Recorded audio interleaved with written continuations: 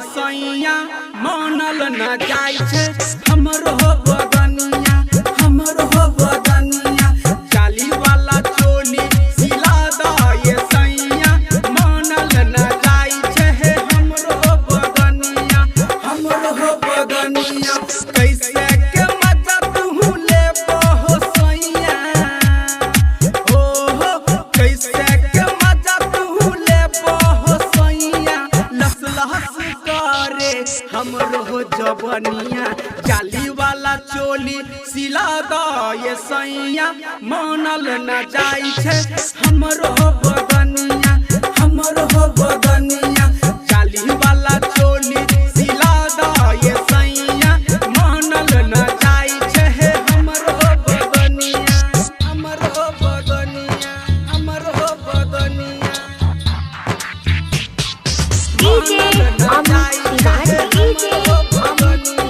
DJ Amit Tiwari, जाली वाला चोली सिला दा ये सैया singing by Bipin Bihari. सुतलो न जाय छे गर्मी से सैया सुतलो न जाय छे गर्मी से सैया कहै छी तोरा मन कहनिया चोली के मजा कैसे ले बहो सैया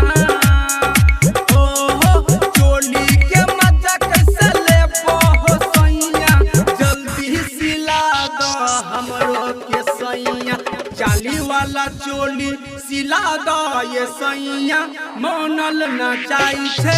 हमरो बदनिया जाली वाला चोली सिला दा ये सैया मानल न जाय छे हमरो बदनिया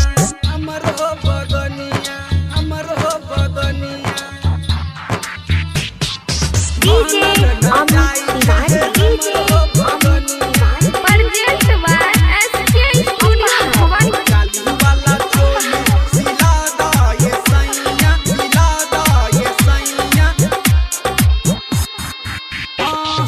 जल्दी से ला बहो जाली वाला चोलिया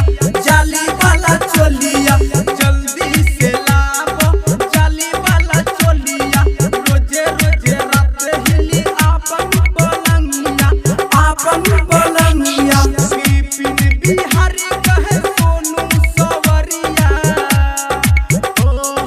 बिपिन बिहारी कहे सोनू सवरिया मजा तुली हो धाके कमरिया जाली वाला चोली सिला दा ये सैया मानल न जाय छे हमरो बदनिया जाली वाला चोली सिला दा ये सैया मानल न जाय छे हमरो बदनिया कैसे के मजा तू ले बहो सैया कैसे के मजा तू ले बहो सैया लस लस करे हमरो जवनिया जाली वाला चोली सिला दा ये सैया मानल न जाय छे हमरो बदनिया रिकॉर्डिंग बाय राजा राज बिहार।